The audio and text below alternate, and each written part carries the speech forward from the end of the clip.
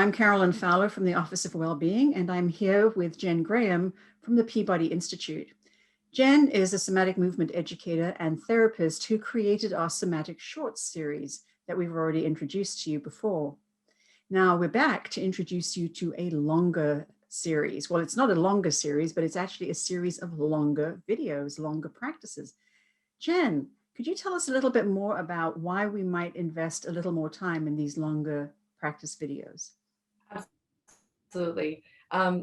Since somatic work is about that mind-body integration and about becoming more aware, consciously aware of yourself from that inner experience, while the somatic shorts can be really helpful during the course of your day to stay present, to stay energized, to stay engaged, and attending to yourself, the longer practices really allow you to start to make that shift a little bit more permanent, the ability to stay engaged to yourself while also engaged with the world around you.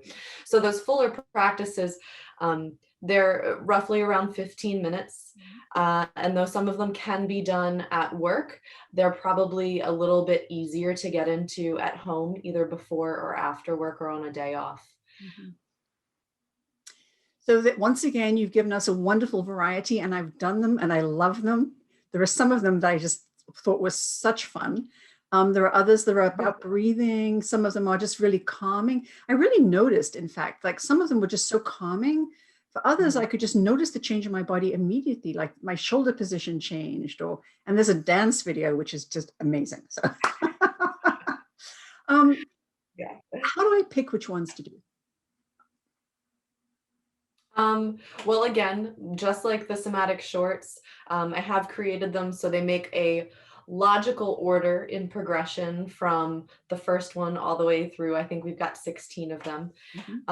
But also we have them organized like the shorts so that there are some that are more inner, more centering, more calm and quiet. And there are others that are a little bit more activating and engaging in the world around you.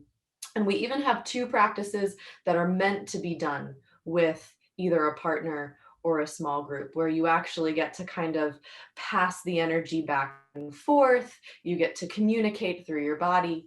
And so they're just fun. they're fun, but they also allow you to connect more to yourself.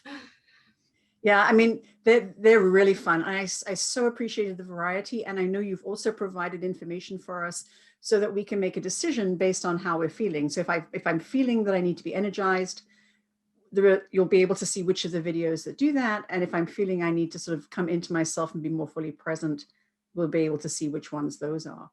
Absolutely. And the beauty of getting involved with these practices is the more often that you do them, the more consciously connected you become to yourself. And so when we're talking about knowing what you need, oftentimes we don't really know what we need because we don't have that connection. And so the practices themselves help to further develop that connection.